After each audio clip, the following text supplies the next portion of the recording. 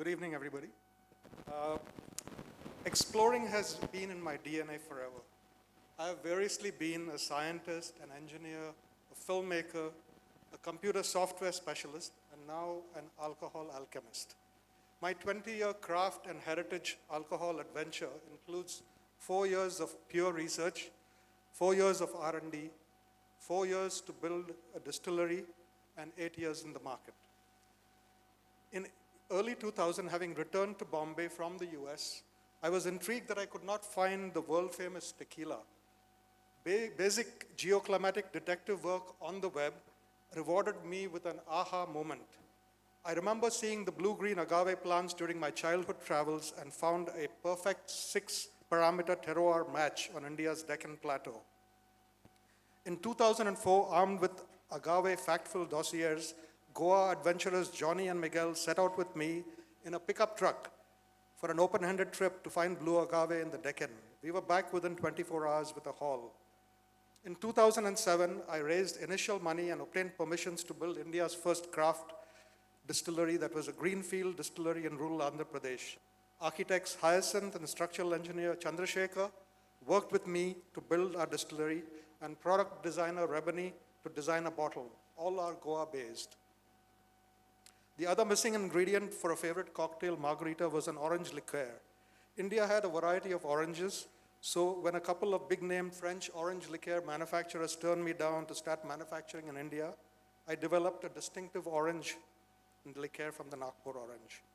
In 2010, our eco-friendly distillery was finally ready, and we started making 51% agave and 100% agave spirits. Our mostly local employees had to be trained by me. You can see our signature 40,000-liter water tank, cocktail glass shaped, on the left, our agro-processing facility and our distillery buildings on the right. Our fledgling marketing and sales team launched our first 4 products in Goa in March 2011. Our first event involved guerrilla marketing outside the Zuri resort on the beach. Our brand was even featured on NDTV as a result, and their crew discovered us on the beach. Thanks to Goa branding guru Kajatan for this. He also coined the name Desmond G. Hundreds of soft launches followed. We found an organic phenomenon happening, which you see here. People started posing and photographing our bottles all over the place, like the Arctic Circle, Germany, and Malaysia. To our delight, well-known DJs in India embraced our brand as one of their own. With minimal marketing funds, we made a virtue out of a necessity and marketed through word of mouth via soft launches, desmondg.com, and Facebook, and YouTube. This process was slow but steady, and helped by media buzz, our game-changing innovations drew a huge amount of interest. Visitors to Goa took our story back with them. In 2012, a feature article in Mexican media brought the reclusive tequila marketing genius Grazel to Goa. He's in the center there, and he's been working with us on selling our products in the US for the past 2 years, online, home delivery. We've been one of the most written about alcohol brands with over 100 plus feature articles written on us in magazines around the world. Experts have told us that our authentic brand story is very compelling. 2 books, Inside the Bottle, which you see up there, and The Indian Spirit, one international, one Indian, have entire sections devoted to our story.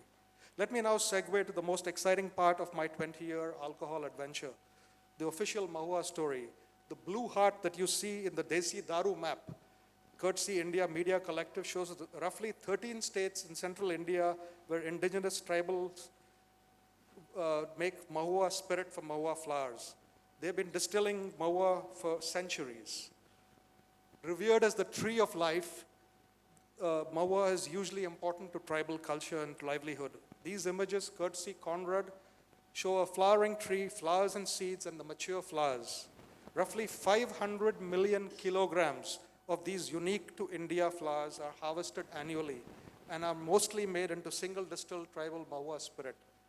For our international quality Mahua, we work with tribal partners to harvest, dry, store, and ship Mahua flowers. We further clean, ferment, and multiple distill in our Andhra Pradesh distillery to produce our premium version of Mahua spirit. I've spent months exploring the Mahua ecosystem in the forests and villages of central India. Notably, tribal women play a key role in it. They are the main distillers and suppliers.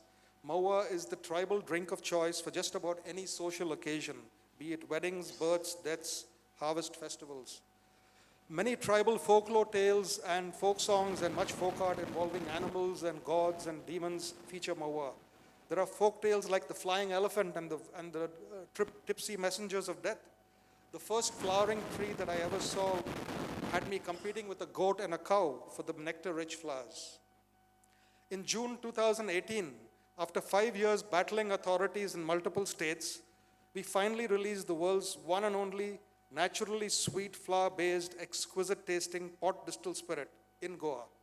We also created a honey and spice liqueur out of it.